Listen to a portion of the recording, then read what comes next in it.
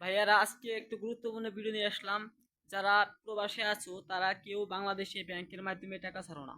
কারণ হচ্ছে আমরা যদি একটা দুইটা যদি মোবাইল নেই বা তিনটা যদি মোবাইল নেই, আমাদের এয়ারপোর্টে আটকা 20,000 30,000 এরকম করে আমাদের কাছ থেকে ঘুষ নেয়। আর ঘুষ নিতে গেলে আমাদের মোবাইল নিতে দেয়।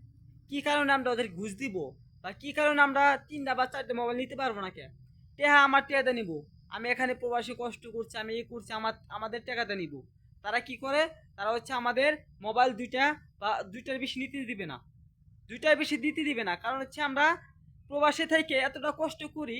কারণ হচ্ছে আমরা এই যে বাংলাদেশের রিমিটেন্স বাড়াই।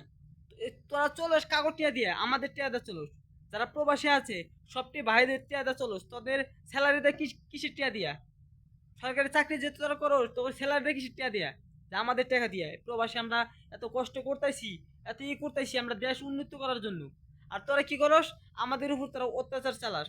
কি তোদের কি হয়েছে? তোদের কি হয়েছে? কেউ প্রবাসী ভাইয়েরা, তোমরা কেউ হচ্ছে বিকাশে টিয়া ছাড়বা, আর হচ্ছে হুন্ডিতে টিয়া ছাড়বা, কেউ ব্যাংকের মাধ্যমে টিয়া ছাড়ো না ভাইয়েরা।